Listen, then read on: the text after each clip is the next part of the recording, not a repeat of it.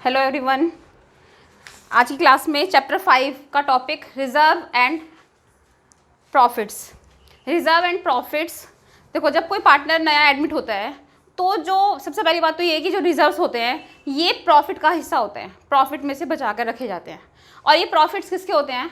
Old partners जो पहले से फर्म को चला के आ रहे हैं, ओल्ड पार्टनर्स का प्रॉफिट का शेयर है। अब जब कोई पार्टनर एडमिट होगा तो ये ओल्ड पार्टनर्स का प्रॉफिट का शेयर किसको मिल जाएगा? ओल्ड पार्टनर्स को ही मिलेगा, ओल्ड पार्टनर्स ओल्ड रेशो में। अब ये रिजर्व्स किस किस नाम से रखे हुए हैं वो है यहाँ पर, ये है main topic. Reserve liability side में मिलने वाले मैक्सिमम ये 5 रिजर्व भी हो सकते हैं। पहला है हमारा जर्नल रिजर्व, ठीक है, जर्नली किसी भी चीज़ के लिए। ये खाली रिजर्व के नाम से ही मिल सकता है, रिजर्व फंड के नाम से भी और कंटीजेंट रिजर्व के नाम से भी, ठीक है। दूसरा है प्रॉफिट एंड लॉस का प्रॉफिट बैलेंस। लायबिलिटी साइड को हम क्या बोलते हैं? Credit side, profit balance. तीसरा है वर्कमैन कंपनसेशन, वर्कर्स को चोट लगने पर देने के लिए बनाया गया रिजर्व।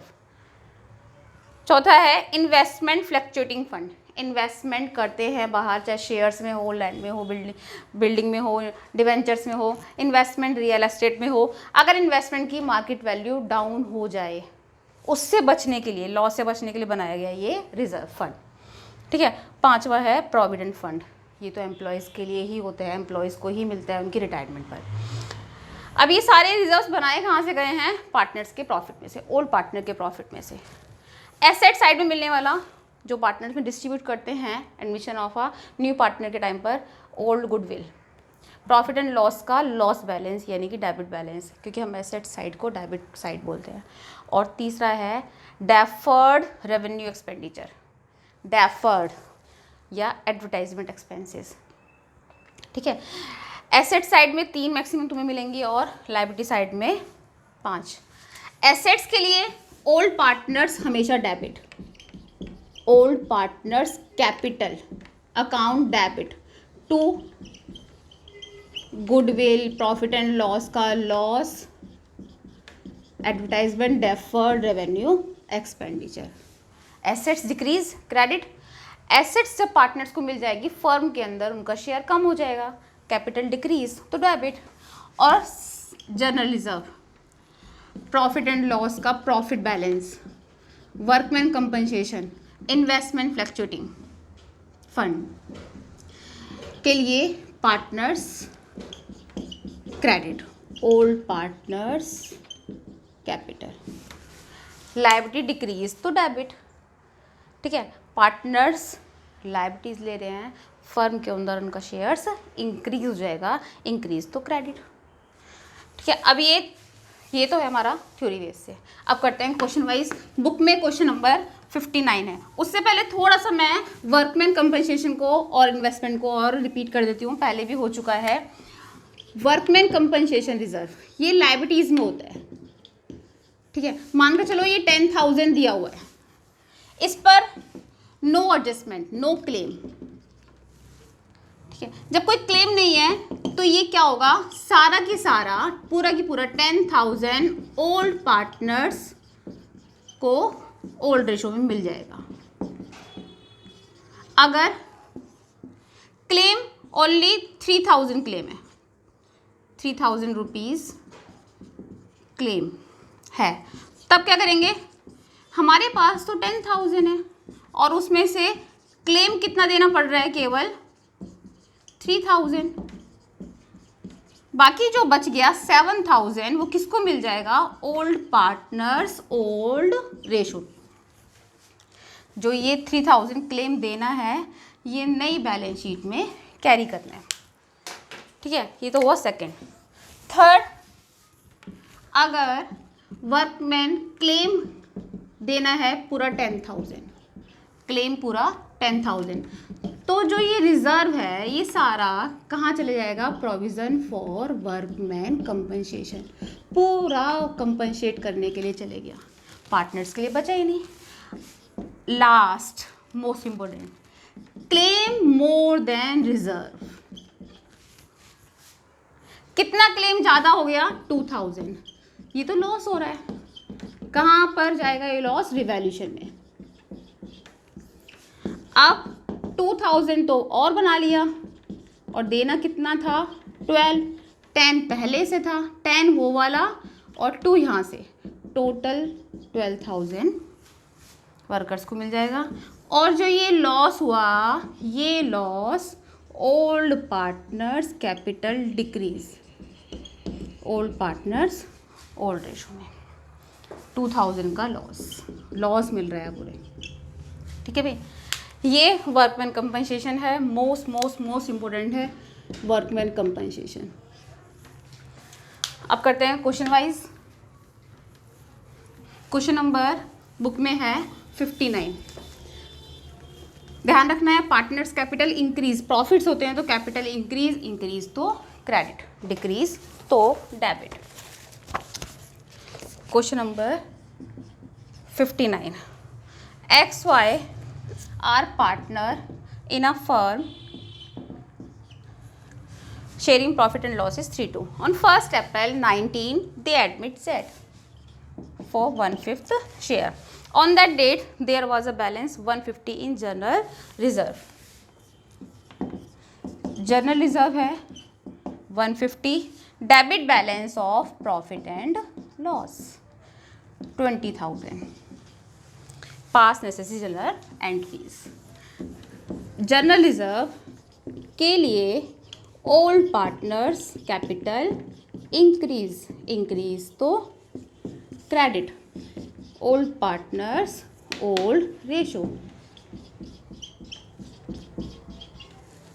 प्रॉफिट एंड लॉस का डेबिट बैलेंस, लॉस है तो पार्टनर्स कैपिटल डिक्रीज तो डेबिट, 20,000 का loss, old partners old ratio.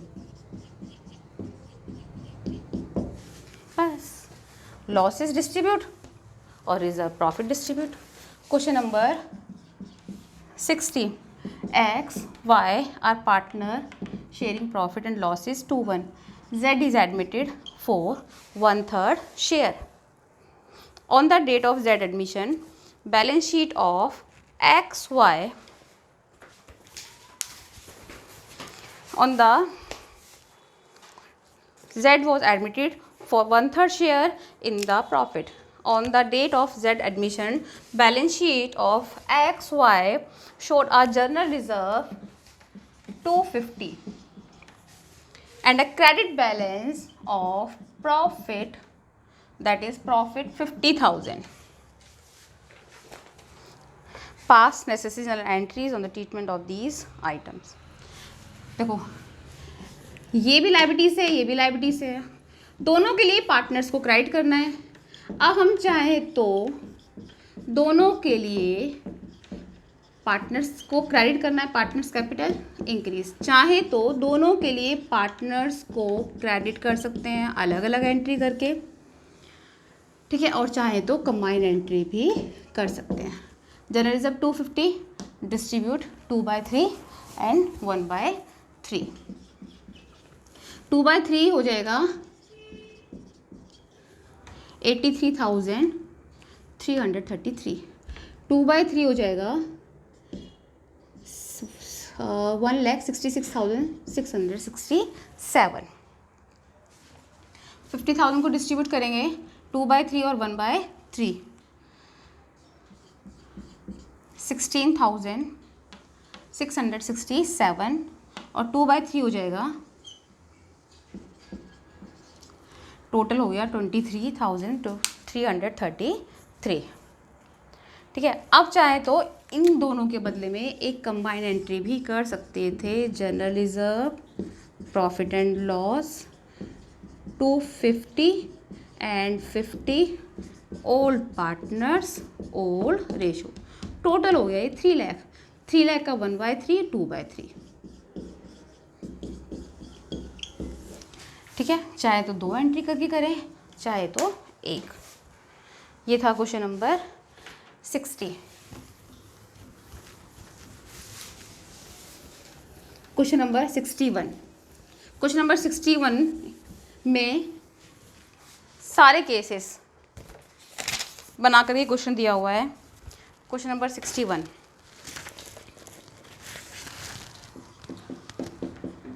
X, Y, Z are partners sharing profit 532. They admit W for 1/6 share. Liability side में जनरल रिजर्व भी है, contingent reserve भी है और प्रॉफिट एंड लॉस है. एसेट साइड में एडवर्टाइजमेंट है. Pass necessary journal entries.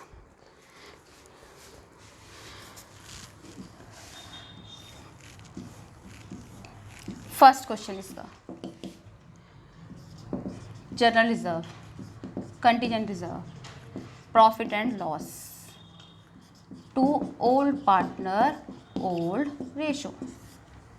General reserve 36,000, contingent reserve 6,000, profit and loss 18,000.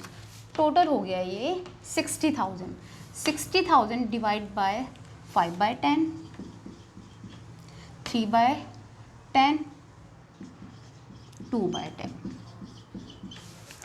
ठीक है, तीनों को प्लस करके एक बार एक ही एंट्री कर दी. उसके बाद दिया हुआ है एडवर्टाइजमेंट सस्पेंस. एडवर्टाइजमेंट सस्पेंस दिया हुआ है एसेट साइड में. Assets decrease, assets decrease, partners का शेयर फर्म के अंदर डिक्रीज, कैपिटल डिक्रीज तो डेबिट. 24 divide by 5/10, 3/10, 2/10. ठीक है, ये 61 का केस नंबर ए था. Case B. A B partner है 4/3 के लिए. सी एडमिट हुआ न्यू पार्टनर.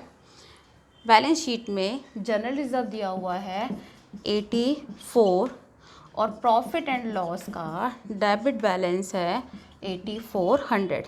ये तो सेम क्वेश्चन नंबर 59, बिल्कुल सेम क्वेश्चन नंबर 59 है जिसे मैंने छोड़ दिया है. सी केस दिया हुआ है general entry for the distribution workman compensation reserve 72,000 at the time of Z when there is a no claim. दो पार्टनर हैं एक्स वाई और वर्कमैन कंपनसेशन है 72,000.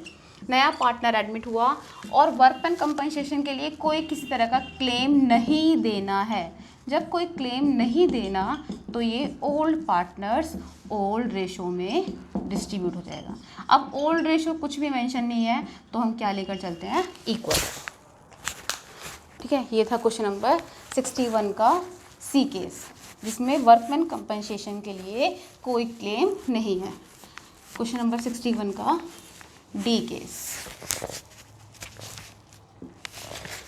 डी है give general entry distribute workman compensation 72,000 at the time of admission when there is claim of 48. X Y partner workman compensation 72 दिया हुआ था और जो क्लेम देना है वो है 48,000. जितना क्लेम बनाया हुआ है उससे तो कम ही देना है. रिजर्व लायबिलिटी डिक्रीज तो डेबिट पूरा डिक्रीज, जिसमें से प्रोविज़न फॉर क्लेम 48.